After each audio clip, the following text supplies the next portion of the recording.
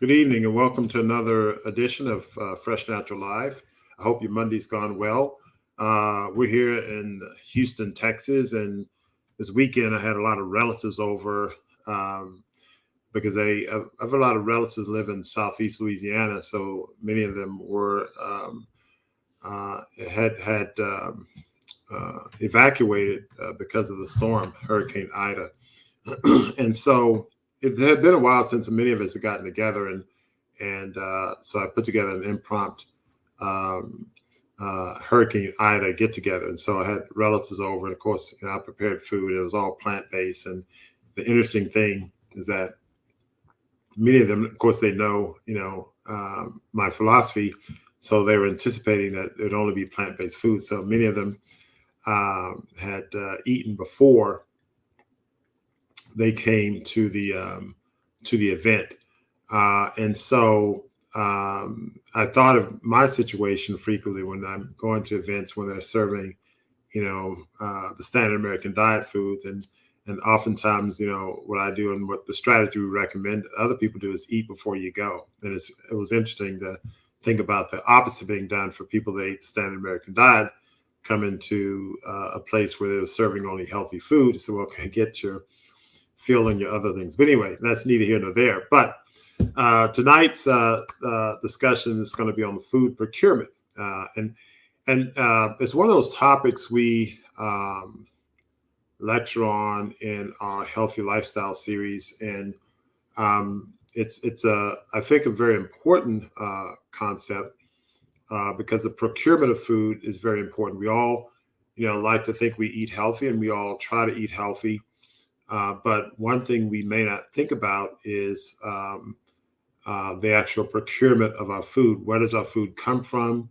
How is it grown? What has happened to it before we've eaten it? So if you go back to the very early aspect of your food, how was it grown? How was it, was it harvested in its wild state? Did it grow up in its wild state, or was it cultivated in some manner? If it was cultivated, was it cultivated in a way that was more natural, say in a sustainably grown way or organically grown?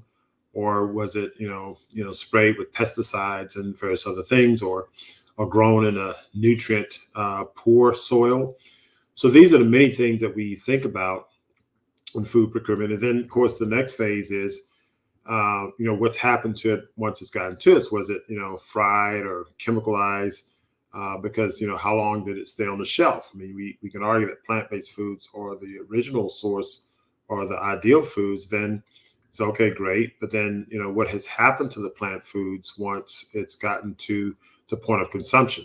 Because what happens to the food from the point of its origin to the point of its consumption is really important, because one, the nature of the food is important. So we talk about that a lot: vegan, vegetarian, raw, this, that, and the other.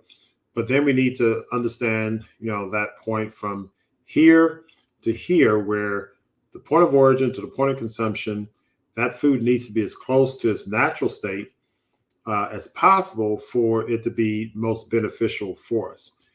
And so in that context, we're going to talk about food procurement. And my colleagues and I will be on, and we're going to look at a couple of videos of some other experts talking about different aspects of the food industry and approach it from different angles. And we're going to look at those videos along with you, and we're going to have comments on them. And we're going to take your comments and so on. So, the good news is, the bad news is you won't, see me discuss a PowerPoint presentation, and the good news is you won't see me give a PowerPoint presentation. It depends on your perspective on things. But I think you're going to get a lot of information from this show, and I think it's going to be very important. We're not talking about COVID-19 or COVID-19 vaccines, but there is a relevance to this because everybody's afraid of the vaccine because of what might be in it, what toxins or whatever the case is. And for whatever your beliefs on that is what it is. But, your food has a lot of things in it. And so we need to be, on top of that as much as anything else. So sit tight, get your pen and pencil out. We're going to have a great show for you tonight. And I think you're going to learn something. And of course, before we get started, If you haven't subscribed, please subscribe, hit the notification button, and of course, give us a thumbs up or a like if you feel inclined to do so. That helps this information get out to more and more people.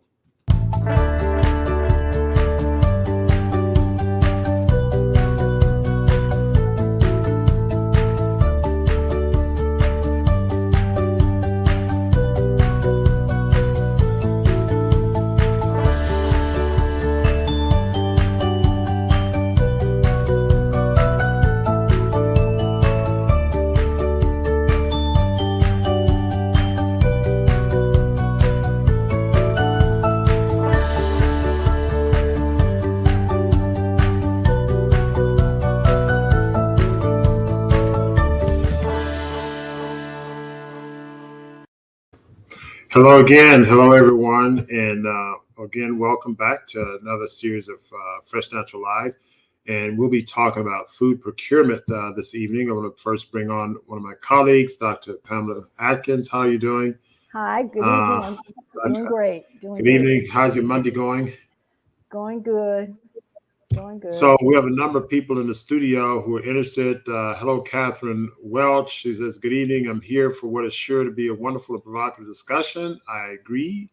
And so good evening to Karen M. Evans.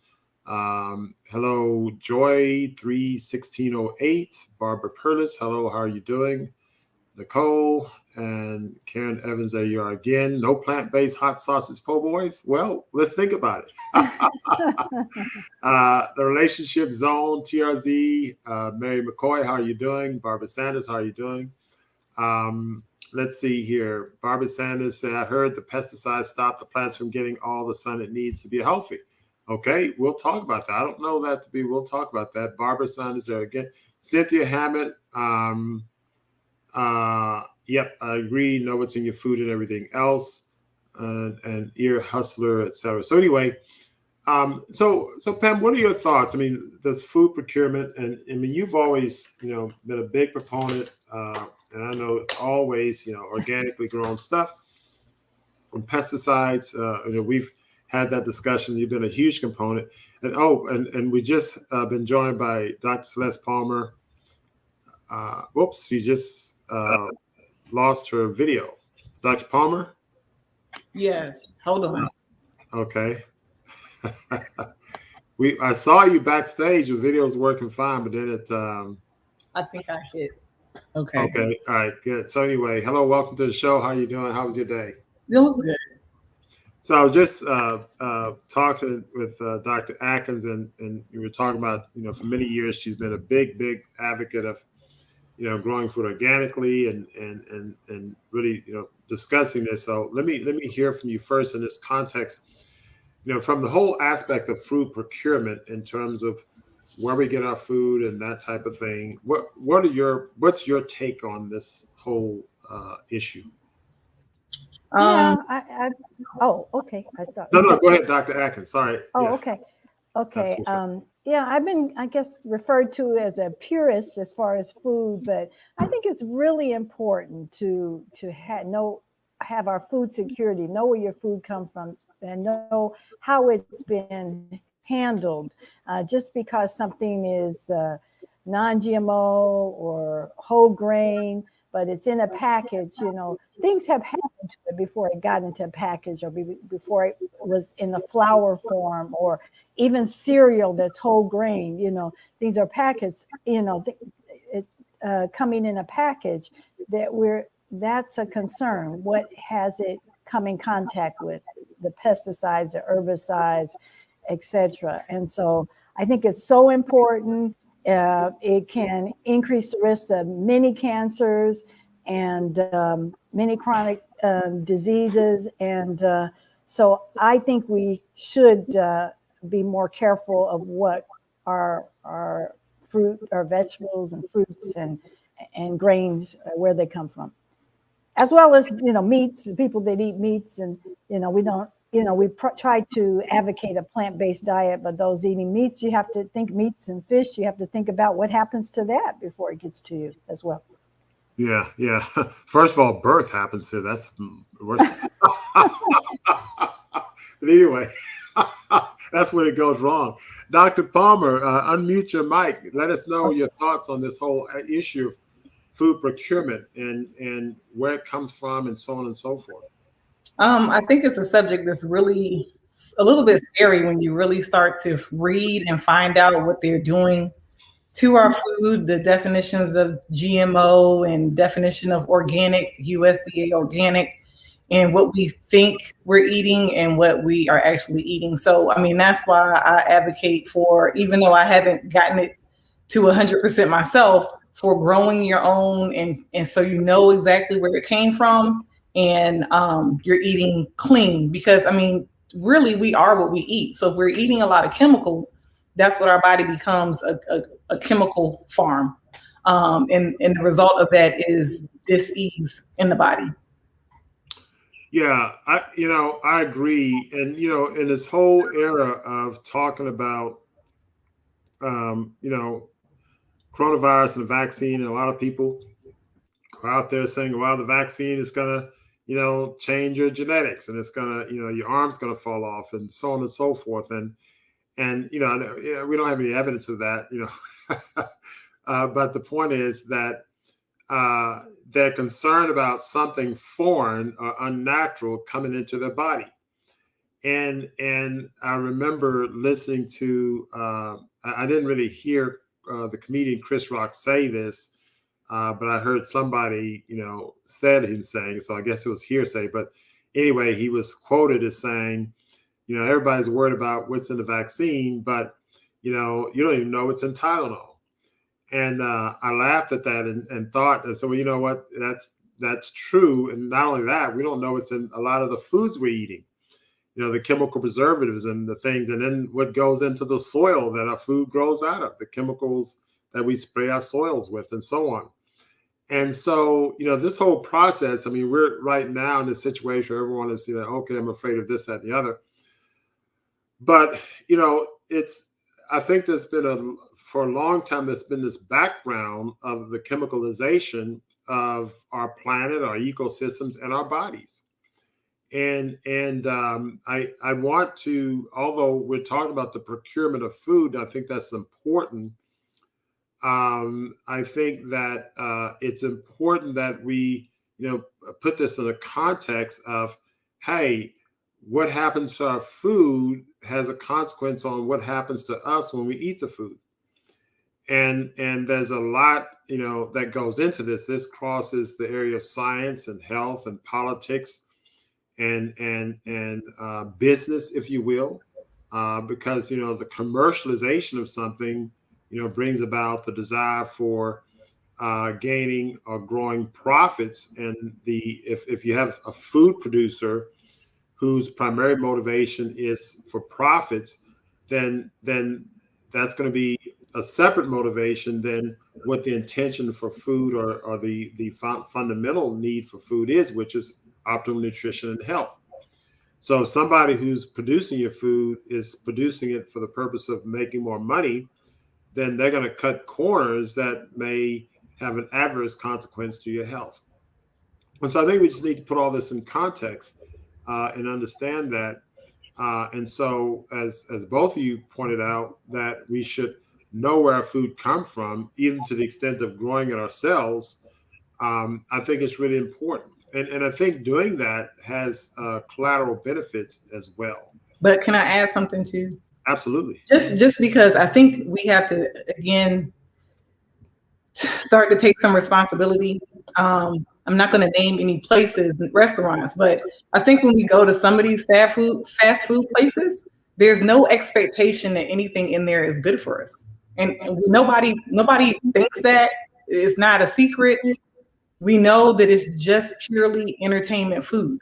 And so I think it's time for us to recognize that we're doing that, and we're doing it every day, all the time, and take some responsibility to make some changes, because that's what's leading to our depletion in our health. No, I agree with you. There's a consciousness, a conscious behavior that we have. Dr. Axe, you going to say something?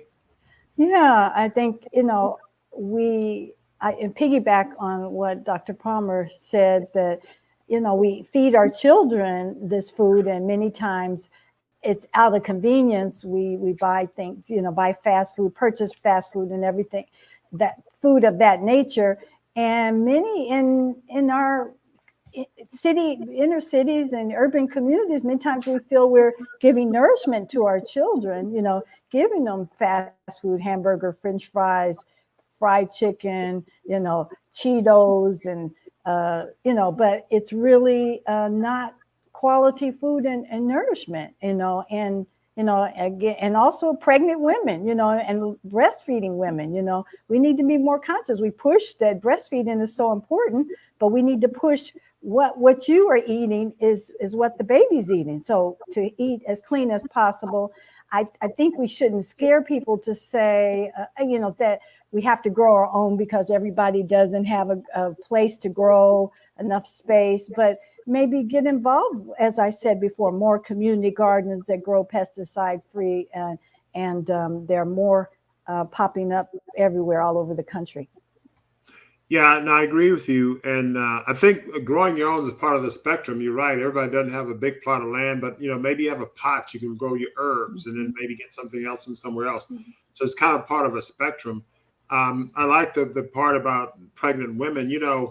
If we all see a pregnant woman, eating, drinking alcohol, we would think badly of her. We saw a pregnant woman smoking a cigarette or smoking a crack pipe, we would think badly of her. But if you saw a pregnant woman eat a burger and French fries, we say she's eating for two. We wouldn't think badly of her. So I think there's a kind of a collective social acceptance of poisoning ourselves, which is part of it. I tell often my patients, I say,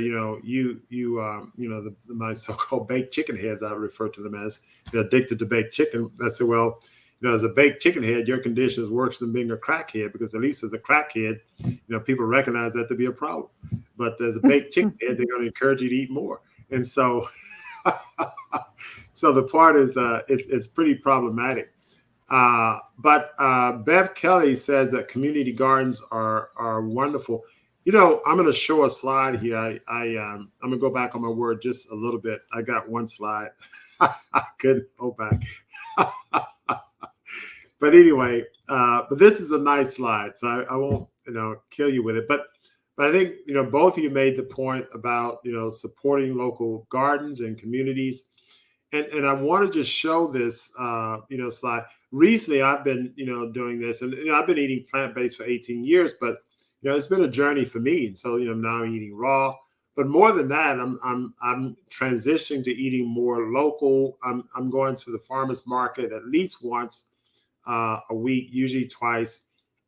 And I'm purchasing their sprouts. Our restaurant now have sprouts, especially grown and delivered to us every Tuesday. I'm working on transitioning all of our greens to local growers. So we make that transition. There's a logistical thing, from a business standpoint.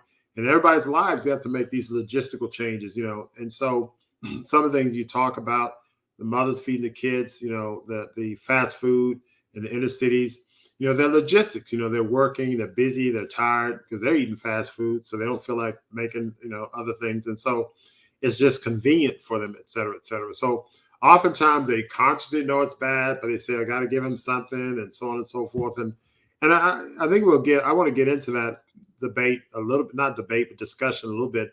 But I want to say this, to piggyback on the comments that both of you made regarding buying local. And I think it's really important because, when we talk about illicit drugs like cocaine or crack or whatever the case is, people they argue on the supplier side versus the recipient side or the user. And some people are, well, you got to cut off the supply. And other people say, well, you got to cut off the user. And I think both are right, or both have a valid point. But the thing is that on the user side, if you have the users, like if I'm a dope pusher, I'm going to go and get somebody a sample of dope. The first dose of dope is usually free. And so here, take this, and you get addicted to it. The next time you have to pay for it, then that feeds that dope dealing economy, And so, the more people drink, the smoke dope, the more money the dope makers make. And so you can make a similar argument that, if you smoke dope or use dope, then you're feeding in and supporting the dope producing community. So if you want to eat bad food, eat junk food and trash food, then those fast food places make more money and they just make more fast food. If we eat less fast food and less junk food, then they said we're not making money. Oh, everybody's eating natural food, so we better make salads or something. So we could have an impact on our economies. What we have to do is work on our local, most local self is ourselves, our own addiction. But the reason for this slide is the following. When we start to do things like consume healthier foods in local places, a lot of people say, oh, healthy food is too expensive. I don't agree with that, but that's another story. But what we do is that, when I buy the first 5 heads of lettuce or whatever the case is from a local grower, then that gives them money to maybe grow more lettuce or whatever the case is. And the more we do that, we stimulate the local economies. Then, if we go to the farmers markets, there are more booths out there. I was at a local farmers market, and Aisha Snow wants to know which farmers market I go to. I go to the one over on Stella Link, which is not far from my office. And it's called, what's the name of that farmers market? So that's, remember? Anyway, so it's called Braeswood or something, Bayou, something like that. Yeah, Braeswood Farmers Market or Braes Bayou Farmers Market. So that's a good one. There's one over in River Oaks. And there are a number of good farmers market in Houston. I plan to go visit more of them. But the point is that when we start to support these growers and the people at the booth, then they make more money, their economies grow, and they're able to produce more of this ideal healthy food. And when they're able to produce more, then more of it's available. Then they may be able to, they get, a little bit larger economies of scale. They can maybe make their prices better, but it makes it more available for us. If I don't go buy the raw sprouts or greens or whatever the case is, then that person says, well, I can't make it anymore. I'll go and, sell, fried chicken. I don't know. But the point is that, we want to support the local economies, preserve farmland, rural, because if they're not growing things naturally, whatever piece of ground they're farming on, they're preserving that ground and that local economy. So what we do in our individual lives, how we spend what we buy, has I think a big impact locally, and that can actually spread to a greater extent. So I thought I'd just sort of share this little slide, which sort of, demonstrates that. But I'll try not to bombard you with too much of the PowerPoints tonight. But yeah, that's my thing. Any other thoughts on farmers markets or buying local? Y'all made a great point of that earlier. I have something else that I tell my patients oftentimes, but a lot of times when I'm saying it, I want the parents to understand the benefit of eating locally is that we are taking in the local pollens into our body from the local produce, or the fruits and vegetables. And local can be kind of subjective. So we want something that's from somewhere in the state. And I know we can't do that with every food, but with some of them. So when you take in the local pollen, then your body equilibrates and balances to the environment that you're in. So example, if you travel to another state or another country, you eat some of the local food, you're breathing in the local pollen, so your body can balance out and equilibrate. That way you don't get the allergy, because I get a lot of kids now who have a lot of issues with allergies and asthma, and they just, when the season change and the pollen is released, they flare. And I find that if they get in some local food, and some people do kind of a cheat with pollen, but you don't have to do it with pollen, you can do it with just eating food. It will help to, and it takes time, it will help to balance out the system so you don't have all of these allergies and inflammation during the seasonal change. Okay, so the local growing helps from an allergy standpoint as well. Is what you're yeah, as well. I mean, it does many things, but just on a relatable plane where people are suffering with allergies, because every allergy season the kids come in and the adults and they're like, oh, it's my allergies.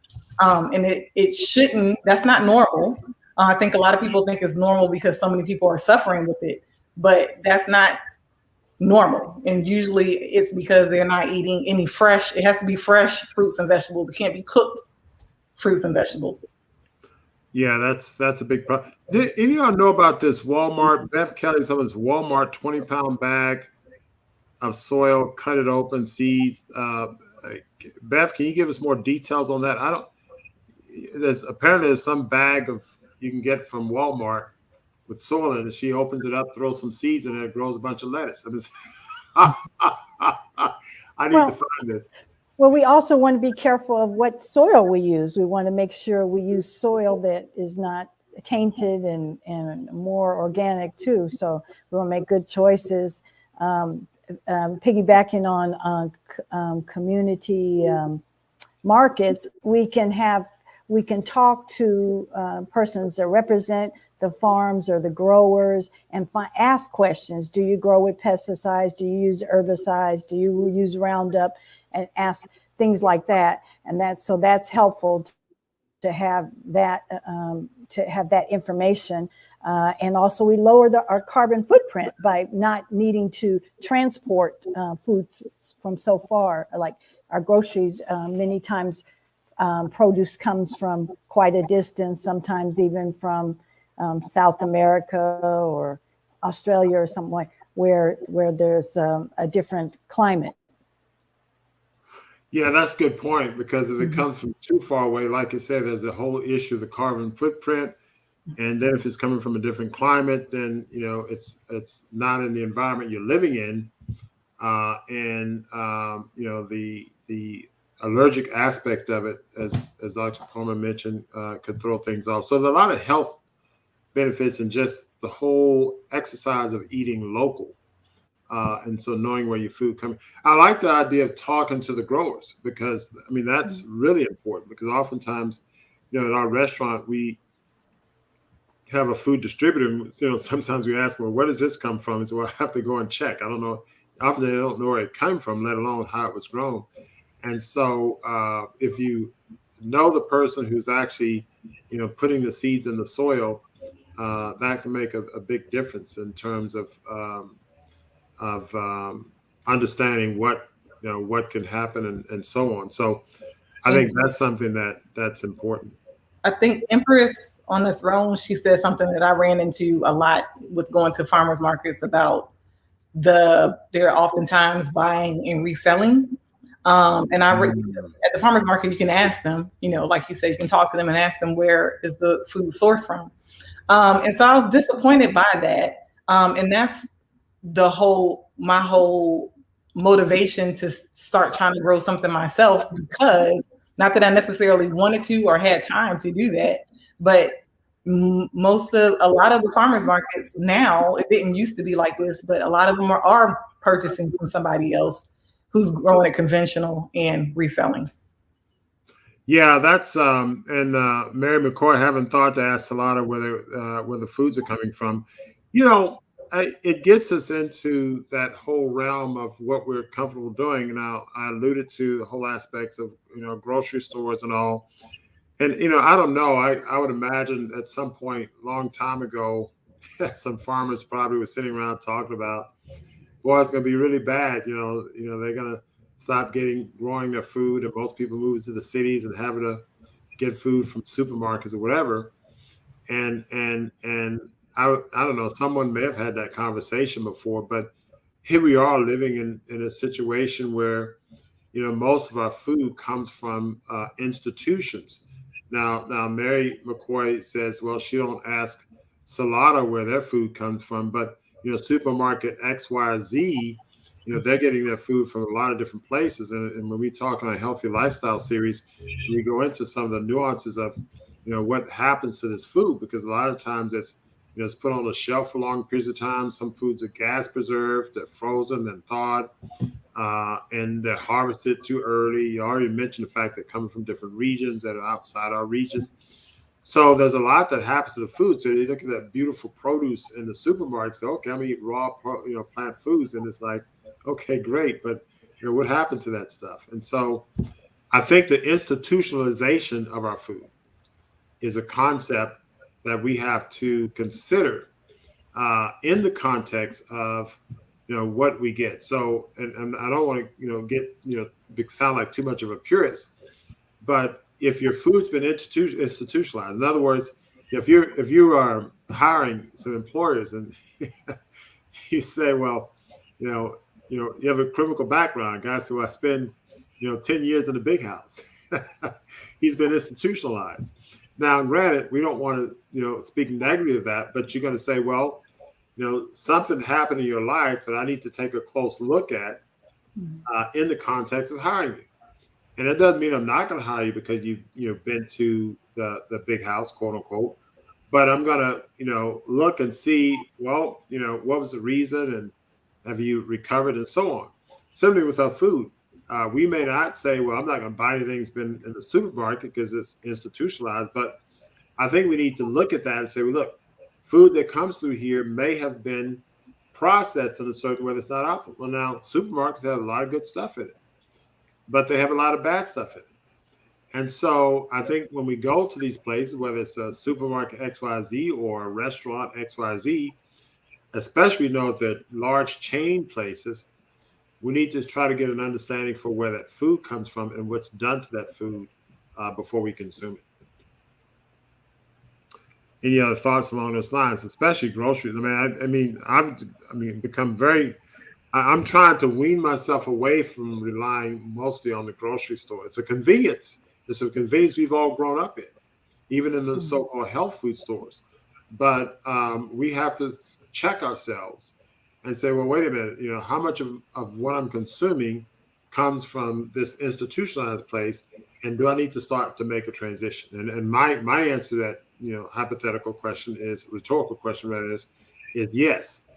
I think we should all transition to where we're eating more and more natural food. That doesn't mean you all have to get out and grow a big garden or farm tomorrow.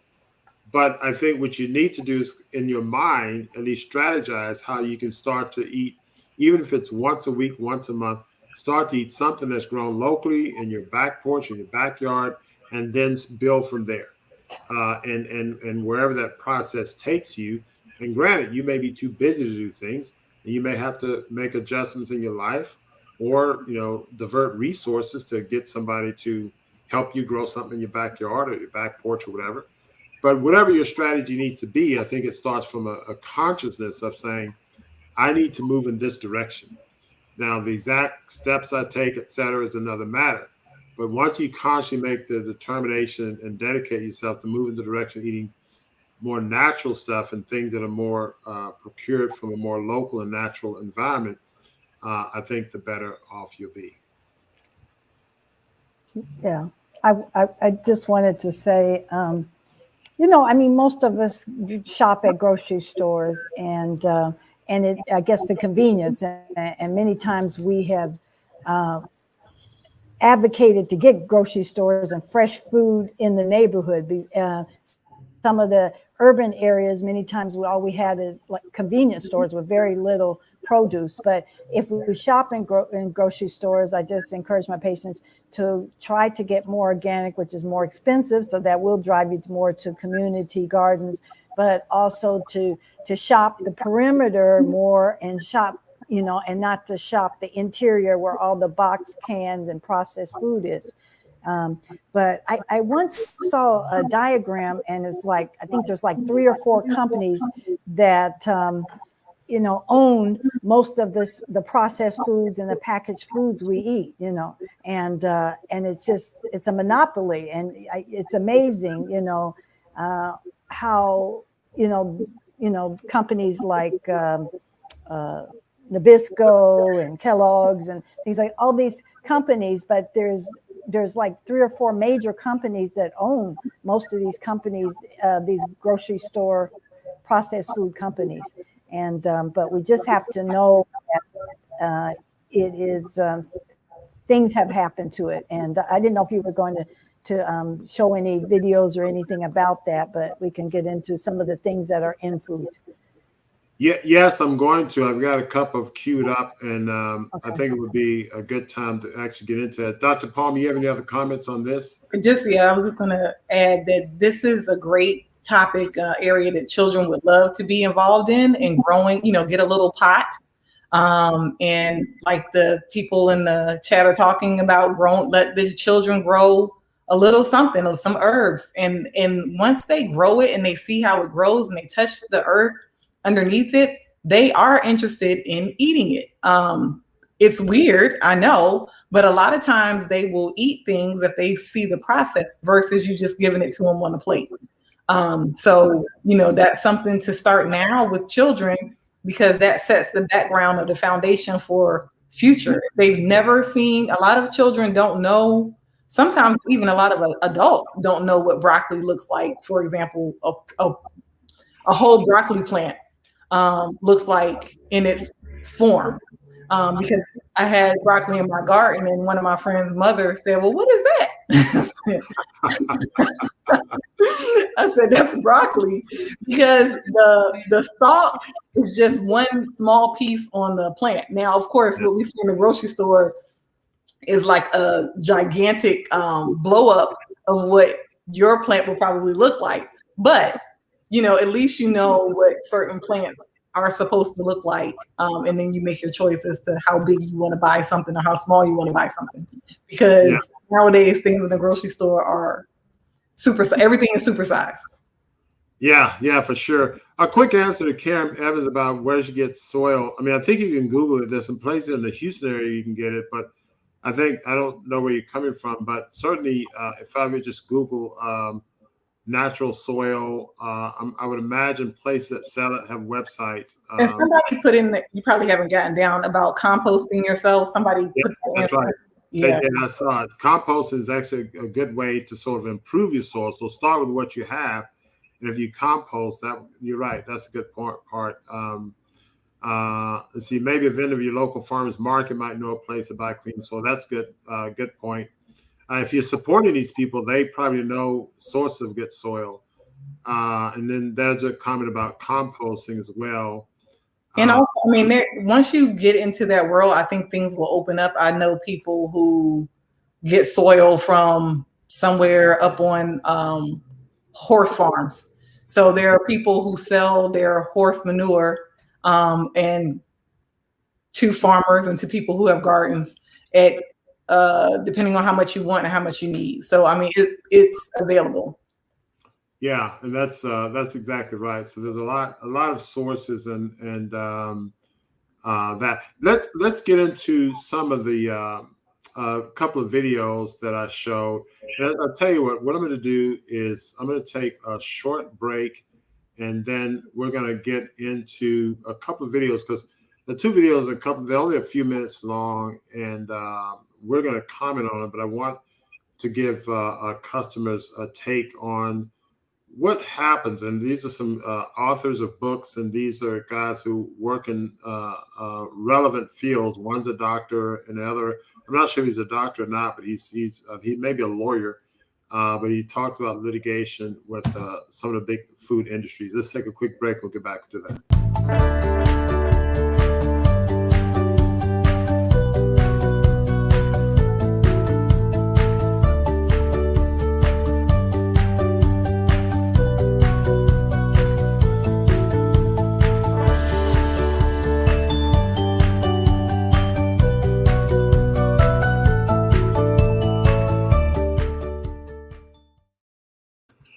Okay, we're back. So let's show this first movie, and it's a speaker at the Real Truth About Health conference, and he's giving some insight in terms of what happens with the company Monsanto. Let's take a look. Block the labeling law, so now you can go get a wild-caught GMO salmon, which is... That's not the video I want to see. This one. She gave me the following few slides when we were speaking together at the European Parliament. And these are rat livers on the right that were fed GM soy, and the rats on the left were fed non-GM soy. And you could see the changes in them. We now know that tiny levels of glyphosate cause fatty liver, non-alcoholic fatty liver disease, which is now an epidemic with 30% of Americans experiencing it. It can lead to more serious issues like liver cancer. She also did a study where she found that the testicles of rats changed from pink to blue when they were fed genetically engineered soy. I like to leave this image on for a minute while I take a slow drink of water to burn it in the minds of people and to affect half the audience. And she also fed these rats genetically modified soy. These are female rats. They're Russian-speaking rats. Fed them GM soy starting 2 weeks before they got pregnant and continued through pregnancy and lactation, and more than half of their babies died within 3 weeks, compared to 10% when the mother rats ate non-GM soy. Well, as you could imagine, and also, by the way, they were smaller and could not reproduce. She was attacked viciously. She was a member of the Russian Academy of Sciences. She lost her job and was unable to find similar work after that. This is the kind of impact that Monsanto has around the world. I'm just giving percentage. I'm giving you a small percentage of the stories that I know about and have collected. And some of them more recently come from the Monsanto trials. I want to say I am so pleased that the results of the first 3 Roundup trials, where plaintiffs were accusing Monsanto of causing their non-Hodgkin's lymphoma, that Monsanto lost and the juries awarded them $2.3 billion.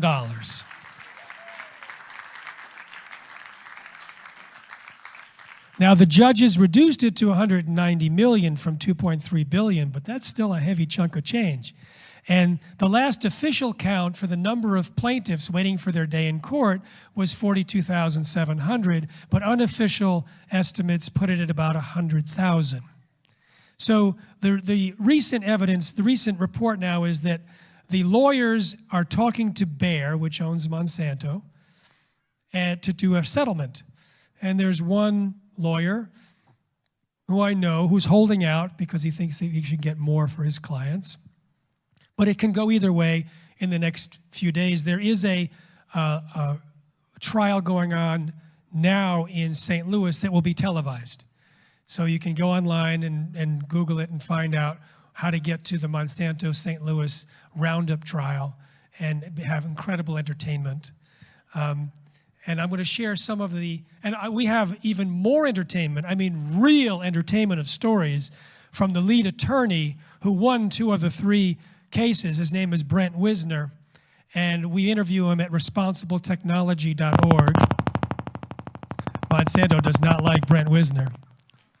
It could be someone's phone. If someone's phone is not on airplane mode in the front, you may want to put it in airplane mode. In fact, putting your phone, not just turning it off, doesn't stop the transmissions. You got to put it in airplane mode before you shut it off, and then or even just airplane mode without shutting it off, and it stops the transmissions. So if you want to get some really amazing stories, dramatic, better than watching those courtroom movies, watch my interview with Brent Wisner at responsibletechnology.org, and that's where you can also make a donation as was recommended by. So one thing we know is that the Discredit Bureau that I have been fighting and reporting on really exists. It's a budget item, and it's called Let Nothing Go. That's their program. Not a single tweet, not a single post, certainly not a scientist discovering problems, certainly not Jeffrey Smith writing an article. Let nothing go was their policy. It's like scorch. Okay, so we had cut that out. The point is, you have big business and there's, profit. Of course, Monsanto, many people know about them, has a lot of control over seeds and pesticides, and they make a lot of products related to how we grow our food. And there's a major incentive for them to dominate the food market in a certain way, because that, allows them to make more and more profits and the like. And so oftentimes, greed and power, are intermingled because, they support each other. Let me go to the next video and then we'll... Can I say something about that one? Sure, go ahead. Okay. Yeah. I mean, I just want the audience to know. I mean, he started talking about glyphosates, and I talked about that to my patients, and that's Roundup. And so the Roundup we spray on the cracks in our driveway, which is a herbicide, is found in some of our foodstuffs. What we find is it when they are preparing the food to keep it dry and keep mold from growing, some of the produce, they spray it. And so before it comes to us, it has Roundup in it. And he was alluding to that can increase the risk of liver changes that can lead to cirrhosis and maybe even liver cancer, and also non-Hodgkin's lymphoma has been linked to that, and that's the lawsuit he's talking about. So some of the environmental working group did a study on this glyphosate or the Roundup and residues in oats, and they just looked at oats at one thing, but oat cereals, like Quaker Oats and all the cereal Cheerios and all the things that we give our kids was found to have significant levels of Roundup in it, or glyphosates. So we need to know that. But the ones that were found to have zero or none were the organic. There were, I think one study said out of 45 samples, 43 had glyphosates in it, and 16 of them were organic, but usually the organic was lower or zero. But I just want us to know, but it's not just oats. I think on the list is almonds. So if I eat almonds or almond butter, you want to get organic. I think apples was on there, and peaches, and I think apricots, and it's alarming, as Dr. Palmer said. It's just think about these things that we're not aware of in our foods. That's a great point. Great point. Any comments, Dr. Palmer? Yeah, I mean, every time I don't want to discourage the audience, but every time, we think of another level of, I need to think about that, there's another level, because, we say organics. I remember a while ago, I read a book, The Omnivore's Dilemma by Michael Pollan. And he this was years ago when I read it, and he explained the definition of organic, that is USDA organic. And in our mind, we have a tendency to think that organic means grown with nothing, that is clean, and that's how people reference it. But that's not the USDA organic definition of organic. Their definition has more so to do with only using products and items that they have approved, and it's a certain percentage of it that allows them to get a stamp, the USDA stamp on it. And then there can be another percentage of it that allows you to say made with organic ingredients. So it's a little bit more detailed than what we actually intuitively think that it is. And then also, I don't know if people know, people have worked in the grocery stores, then there's the level of people saying, well, that organic banana might be labeled, the conventional one might be labeled organic because you don't know what they're doing in the back. And people who work in the grocery store say that happens a lot too. So, it just keeps, the steps keep going up to say, we don't know what we're getting when we go into a grocery store. And I'm not saying to let your mind go that far, but again, growing at least one or two things at home will kind of guarantee that you get something that every step that it went through before it went into your body. Yeah, the whole aspect of labeling things can be tricky because, like you said, they'll put a label on it, and then there'll be a connotation of what we think that label means, but the underlying definition of what's on that label can be much different. And so, and excellent points. And non-GMO doesn't mean organic and grown organically. A lot of things are stated or have a label non-GMO, but doesn't mean it's grown without pesticides or herbicides. Yeah, that's a good point. Non-GMO, and then you have like the watermelon that's organic, seedless watermelon. It's like, okay, yeah, it's organic, but it doesn't have seeds, so there's something wrong with it. Right. Right. So we want the one with seeds. We want it with seeds. I mean, convenience, they are making it without seeds. But, when I travel to Costa Rica, their watermelon has seeds, But in the United States, when you get a watermelon, it's hard to find one with seeds. I know. I hadn't had watermelon all watermelon season. Couldn't find them with seeds. Anyway, let's look at this next video. Block the labeling law, so now you can go get a wild-caught GMO salmon, which is, as you can see on the picture here, how big it is. We don't have any long-term studies on the genetic modification of an animal species that have been consumed by humans, or what it's going to do to the environment when that has the effect itself on the environmental aspects. In my book, we'll cover things like meat glue, right? So how do we get steak so cheap? When I was a kid, again, I used to go to a restaurant, and it'd be something very expensive. I'd look over the side, and we'd see someone eating a steak, and they were dressed really nice. And I'm like, wow, we used to look like, wow, they must be, they're higher class. They were able to eat this, or they would go Ruth Chris Steakhouse and stuff like this. But now when you go to the steakhouses, you can get all-you-can-eat steak and shrimp for $7.99. How is that possible? Because we use things like meat glue. We get all the scraps of any of the meat products. We put this, it's an enzyme that comes from pig's blood and cow blood. We sprinkle as a powder, we wrap it in cellophane, and then we refrigerate it 6 hours later. It becomes a nice log, and we chop it up in steaks and serve it. Same thing with chicken thighs, and same thing with pork products, okay?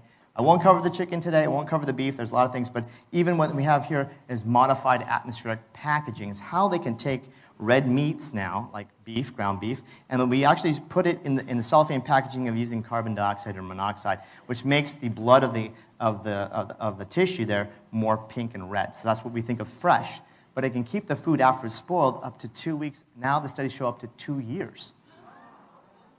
Right? So how many people are like, oh, I take this, I cook this, I got sick, I got diarrhea, I eat the same thing. Well, what is it, And people not eating it raw, they're cooking it, right? So here's another example, and then we'll get on. But 5 billion burgers consumed, and people are like, oh, I need my all-beef patty, Dr. Pie. All-beef patty. I used to be like the same thing. Again, massage therapy. And the studies showed through the Annals of Diagnostic Pathology, this is a forensics journal, medical journal, that they took and analyzed the meat content in the top 8 fast food chains, and they found it basically had between 2 and 14%. That means 85% to 98% of your all-beef patty is not meat. Shocking, right? So what that means, if you had 2 quarter-pounder cheeseburgers, that's 5 grams of meat protein, which is 5 paper clips worth. Right? So you have to really start thinking like, well, why are we so sick? Because when you were children and you ate this food, you didn't get sick.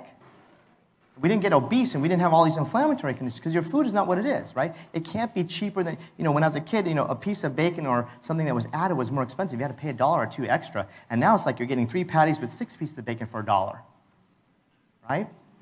Even in my book, we'll cover the hot dog report. The hot dog report is something that everybody should be shocked about, because everybody's like, oh, I have ballpark, or this is kosher. One thing that you need to know, whether it's a animal product or even a veggie dog, because they all have to be processed in the same facility to make hot dogs, is that the studies show that across 12 top major brands that you get at the health food store and at the supermarket, it contains 2% of human DNA. That's not a side little chili finger. That's actually an ingredient now. So you got to think of, for those who are older here, Soylent Green, and for those who are younger, Cloud Atlas, and that will give you some ideas. So what does this get us? 1 out of 4 people get sick, 328,000 people go to the hospital, 23,000 Americans die from eating food in America. I'm not talking about some third world, fourth world country. I'm talking about the United States here. 100% of store meat now contains, by USDA reports and consumer groups, 100% of that has bacteria in it, E. coli, salmonella. So that's why if you eat this stuff, you got to make sure it's cooked. Okay. Some of it has cysts and parasites. Some of them have ammonia from the pink slime and the washing of that. If you don't know what that is, don't look that up before you go eat tonight. Meat now contains 2 to 5 antibiotic-resistant bacteria. So there's another doctor probably talking this week talking about superbugs and resistant things. This is a huge problem, people.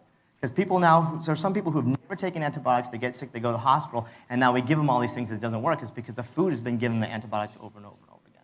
And remember, infections that are like E. coli and those things come from inside of the animal's gut. Vegetables do not have E. coli. They don't have listeria. They don't have salmonella.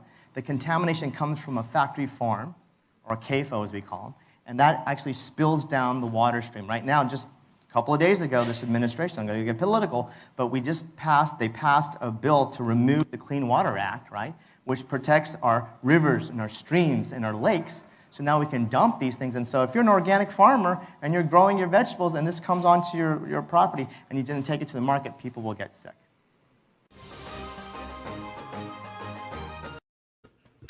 Okay, there we have it. So interesting comments. I hope you all have been helping with these comments on the side. A lot of questions and comments. I want us to get to. Somebody asked a question. Oh boy. Somebody asked a question, want to start their garden, what should they start with? Okay, I think it's Karen Evans. Let's see here. Now, if I want to start my own garden, how do I go about buying the best soil? Let's say, okay, I think we've answered that with composting. But someone said they're going to start their own. Hi, great topic. Let's see here. If I were to start growing 2-3 vegetables, any recommendation on which ones are the best to start with? Thank you. Any thoughts on that? You need to look up the seasons. That's number one. Great point. Yeah. So it depends on when you start growing and what are the best in the season. But there's a couple of random seasons here in the U.S. I mean, in the Houston area that you know would be your favorites. Or let's say, for instance, go ahead and give the context that, hey, if it's in season, then this, and this would be what I'd recommend. So I mean, I think we all kind of know fall season is our greens. And down here in Texas, where we are, mustard greens grow pretty easily, along with, I think up north, like in Virginia, collard greens grow more easily. So depending on what regionally too, things grow a little bit better. Not that it won't grow, but you'll have better success if you're a beginner. Somebody put that squash is very prolific. Also, this time of year in the summer, okra grows plentifully in Texas in this area. So it is very regional. And then, of course, spring is our fruits. Now, down here, we don't really, when I say fruit, I'm talking about what we consider fruit, because technically anything that has a flower is a fruit by definition. So okra is technically a fruit too. But when I say fruit, I'm talking about our apples and things of this sort. They typically grow in other regions. So if you try to grow that here, like I tried to grow strawberry down here, it didn't work. Some things you just learn. It's kind of a little bit trial and error. And then I think herbs will grow pretty easily, probably year round. So if you're just starting out, probably an herb garden would be the easiest thing to do. Yeah.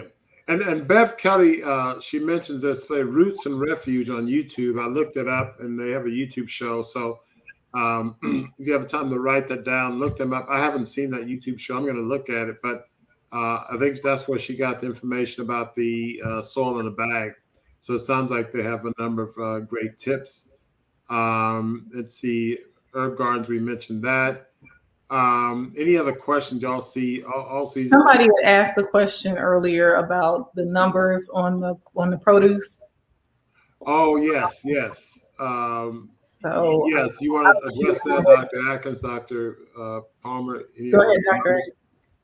Well, definitely the 9s, that starts with a 9 or organically grown. And so you want to look for the 9 for organically grown. So otherwise you may see 4 and other numbers which are not organically grown. And I think it's is it 4 numbers is GMO or something? I can't remember. 8 at the beginning is GMO. Okay, but it's 4 digits or 5 digits? I can't remember, but it's GMO. But you said 8 at the beginning? Yes. 8, the first number. Okay. Yes. But so that's good to know, and definitely, your viewers are all over the country, and some in other countries. But we have to know the growing season in our region and what. So if you go to farm and feed stores and you can find organic soil, or you can ask about things like that, or there are local gardeners that have websites or gardening clubs and things like that. Yes, and then and as people are indicating, there's a lot of information on YouTube of people that specialize in gardening. There's one on Crystal's Texas Garden. Again, I've never seen these, so I can't, this is just coming from our viewers, but I think it's worth looking at and seeing what you can grow. So again, from this last video, or both of them together, gives a message of what's done, and the second video talks about the games they play. And I think what's important, and we've alluded to this, is that don't rely on labels. When you look at food, it says, healthy, natural, or whatever, even, organic, has certain meanings of 100% organic versus organic or whatever, or other labels. We have to get to the nuts and bolts of our food, and we need to do our best to know where it comes from. Now, there's certain limitations that we all have in our capabilities at this point in time, but our limitations, or those barriers, I should say, to our limitations, start to be broken once we start to conceive something in our minds. And so if we conceive in our minds that, hey, it's my goal to eat a very nutritious, healthy, minimally processed plant-based diet, and that's my mission, then your mind is going to lead you to, doing that. Now, lack of time, lack of money, lack of whatever are not barriers, but hurdles. And you'll figure out how to get over those hurdles if you create the determination to move forward and optimize what you put in your system. I forgot who mentioned, I flashed it on the screen and said we need to take control of what we eat. I think it was Black and Silver. Yes, we need to take some of our dependency back. They're going to control more what we eat. So, it's interesting how they make that, Black and Silver makes that statement, because think of it when you're a baby, you're very dependent upon, your parents and what they feed you. They feed you nourishing foods, you're going to be well nourished. They feed you trash, you're going to be trashed. And if you think about it, even those of us who are adults and we just grab what's there, whether we're grabbing what's there at the restaurant, we eat subconsciously. We may grab what's there at the supermarket, grab what's there at the restaurant, we become addicted to these things. And in a way, we lose our dependency. We've had situations, and both of you are aware of it, in the Houston area, we had hurricanes and supermarkets shut down. And a lot of people who are addicted to all these foods they eat, the supermarket, fast food place shut down. Fights break out. When they had, these shortages of fast food place runs out of shortage of fried chicken sandwiches. People get killed. And so, it's a problem because there's a dependency. It's almost like a drug-like dependency at one level, with these chemicalized foods that we become addicted to, and sort of a need-based dependency, because we don't know how to grow our own food. We don't know how to procure our own food locally. So if they shut down or temporarily shut things down, then it's like our lifeline's cut off. So that I like that word dependency that Black and Silver use, because it really cuts to at least a big part of the core of what we're talking about. So interesting there. Any other comments or questions? I don't want to. Yeah, I just want to say one more thing, and this is kind of my soapbox a little bit. So there was a lot of talk about the watermelon on the side over here, and the fact that you have to search for seeded watermelon is a crime, and also the search for any seeded grapes is. I haven't seen a seeded grape, and I haven't eaten grapes in years for that reason, because it just doesn't make sense. And it seems like people don't understand that that's a problem. And so what happens is, going into the future, the children won't know that there is a difference, just like many of us don't realize that bananas are actually supposed to have seeds in them also. But since all of our lives, bananas have never had seeds in it, that doesn't make sense to us. So we don't even think about it like that. Now, I know that, farming has changed, and they change certain things and they hybridize certain things, but now they are just removing the seeds the seeds contain information. And I mean, this is getting more into kind of other areas of science, but you know, it is not good for them to continue to remove seeds from our food. I actually talked to a watermelon farmer one time and asked him, what's the difference in the way that a seeded watermelon grows and a seedless watermelon grows? And he explained to me, this is somebody who's been growing watermelon for years, that the seedless watermelon have shallow roots that sit kind of on the top of the ground, and the seeded ones have deeper roots that go down. And so if you understand the whole purpose of us eating is to get these nutrients from the earth into our system, then when you eat seedless fruit, you're only entertaining your tongue. It's lacking the nutrients. So I mean, and that is what, you know, that's what I want people to understand, is that what they're feeding us lacks nutrients, which means we're wasting. It's a wasted meal, and so that is a problem. Yeah, I agree. yeah. I agree, and the life is in the seeds, and so there's been an orchestrated effort to make seeds not as available, and I understand that is a concern. When they started with genetically modifying soy and corn, which is most of it is, at least I would say, at least 75% is genetically modified in the United States.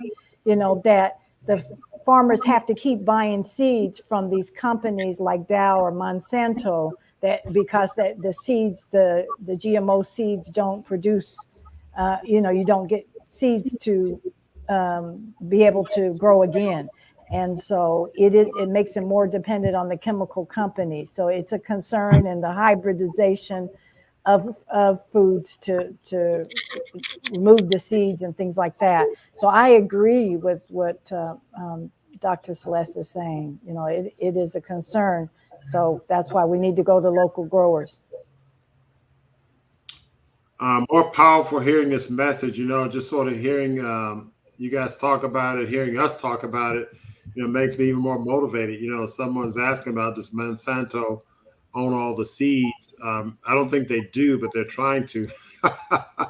And so, you know, I think it's something that we need to be mindful of and be conscious of it. One thing, you know, the whole level of consciousness is important. And I talk to a lot of my patients, as we know, when you go and eat, you maybe go to a meeting or whatever, you know, it's, you know, people just put food in their mouths and they don't think about it. They're not conscious of it. And what we're talking about is having an even deeper level of consciousness about your food. It's one thing to be conscious of what you're eating.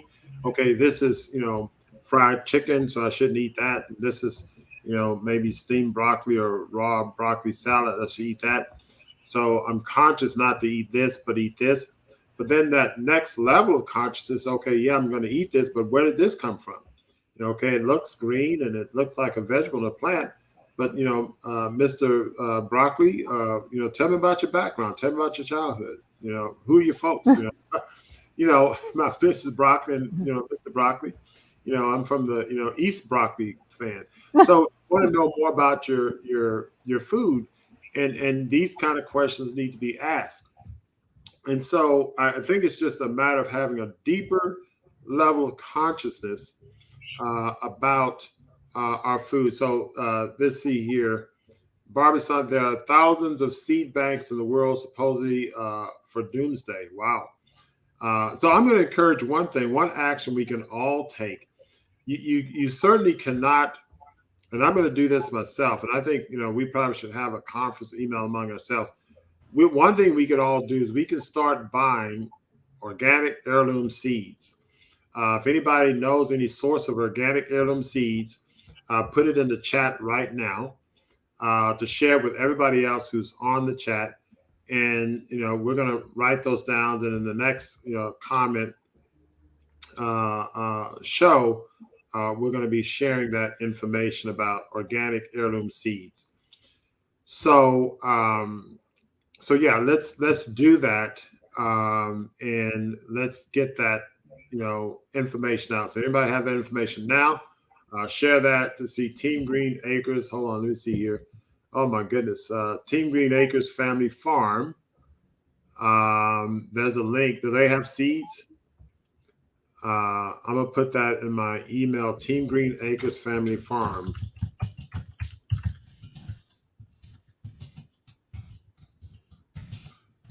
Because one thing we can do is we can start to store seeds, and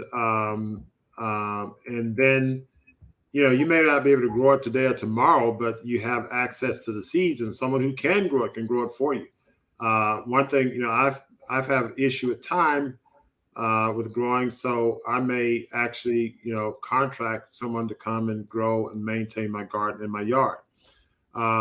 Mega Gardener, Rare Seeds, and Eden Brothers. Are we writing? Can y'all write those down? Let me write those down because I want us to collect that. So there's a call to action to anybody who's seeing this live or seeing this on recording. Let's get this information. At the very least, you can store seeds. I don't care if it's a huge amount in a warehouse or a small amount. But because seeds could be sprouted, and you can grow sprouts and microgreens and things like that. So you don't need a big yard, and you can go a long time. So a lot of people are preparing for doomsday. I'm not saying we're having doomsday tomorrow, but you never know when doomsday is going to hit. It doesn't send you an invitation or a warning. But there are a lot of ear hustler, Team Green Family Acres Farms, Ice Age Farmer, Baker Creek Heirloom Seeds. Y'all get these, and then we can email it among ourselves. And what I'll do is I'll create a list. We'll stay on for another 30 seconds to get something. This is are y'all growing your own food yet? Don't wait till the stores are empty again. Contact the backyard garden. Okay, and I'm gonna put some of this on the screen so whoever's looking at this on recording can see it. So here's at Ear Hustler, the air is polluted. Let's see, Team Green Acres Family Farms, can probably get seeds there. Ice Age Farmer, Baker Creek Heirloom Seeds. We're writing that down. So I'm just putting it on the screen so anybody who's looking at the video can see this and get this information. So yeah, I think this is pretty good. And so we will leave this show on a positive note with good information, a call to action. So if you're on this, write as many of these down as you can. Go online, look and see how you can purchase and store seeds. You can at least do that. You have a shoebox, a closet, store as much as you can. That's the first step, I think. Any other thoughts, any other closing remarks before we close out, Dr. Atkins? Well, heirloom seeds are wonderful because they go back, centuries, back I'm happy to see those resources and we can look into that. But and just to encourage our family members and those with children that the more you see things on commercials and on TV, those are the foods that are more processed. And so the healthier foods you will not see on TV. So decrease the amount of television your children are watching, even adults, because we are influenced by what we see on television, on commercials to purchase. Yeah, you can argue TV is a bad food in of itself.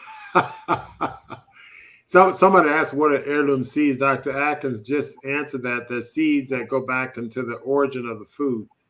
And so that's a good question. Dr. Palmer, any comments?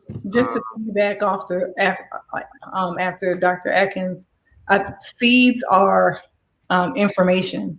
And from generation to generation, they carry valuable information into the future. So just as we as humans are generational, plants are also generational. And so we want that information, and this is where human and plant life and everything is one. And I know I don't want to get too mystical here, but it's all one, and they do the same thing that we do. And so kind of tweaking with them is at the same time messing around with them and taking their seeds out and doing that does the same thing to our body. It tweaks with our body. It removes our seeds, and now fertility and other things become an issue. So you have to think about it on that level too. I know that I don't want to go too deep into those areas, but when we are messing around with our food and modifying our food, we're also messing around with our human bodies and modifying our human bodies into something that we probably don't want to be in the future. It's okay to go deep. We're not on CNN, so we can go deep. If you want to go deep, go deep. I mean, the thing is that's what we're here for. It's uncut, unscripted. Karen Evans mentioned this documentary. I want to at least get is this on Netflix, Karen? Where can we see this documentary? Y'all know about this, Need to Grow? No. I'm not aware. The Need to Grow. Yeah, it's a documentary. It predicts that's something we need to do. We may even put this in. So we'll put together a resource on the seeds. If Karen comes back in time, even after we go off air, we can see some of the comments. And if we find out whether Mary McCoy says she saw it, but she didn't tell us where. Mary, where'd you see it? I mean, where is it on Netflix, Mary? You're on you say you saw it, but you're not going to tell us where. Okay. So, our listeners are holding secrets. That's all right. It must be getting late. No, I think they're on a little bit of a delay. I think she's probably coming, but probably. And I'll see it when we come up. I'll see you guys backstage. And this has been an enlightening show. As always, I learned stuff. And the other part about it, is, when I hear this information, I live in this space and I'm constantly coaching and counseling people. But the nice thing about this, when I hear this, I get some extra motivation. So there's an aspect of hearing and then acting on it and then receiving it. So we gain some level of experiential knowledge. It's one thing to be cognizant of something, but it's another thing to really experience it. So you hear it, you act on it, you do it, you start to live it, and then you gain a multiple dimensional aspect of knowing something. I often tell people, sometimes, people come in as well, oh, I know what I need to eat, I just don't do it. But, knowing and not doing is the same as not knowing. And so we need to start to act on these things. And many of the barriers we have are not barriers, but hurdles. And we need to see them as hurdles and not barriers. And then we have to come up with a strategy of how we're going to hurdle. The hurdler is running a race. They've got hurdles in front of them, but they're looking at the finish line. And they have a strategy for going over each hurdle. And that's what we need to do, have a strategy for going over each hurdle. So, again, thank you for joining us. I know we went over today, but if you found that this has been helpful, please subscribe. This message really needs to go viral. Hit the thumbs up, show us some love. Also, there's a thank you button by the screen. You feel free to donate to the channel. We use these donations to go toward our research. We got some upcoming research coming in. In fact, I'll probably do a show on the study that we will have coming up pretty soon. So, I want you to take this message, but not only just listen to what we're saying, but start to act on what we're saying. But until next time, keep it fresh, natural, and live.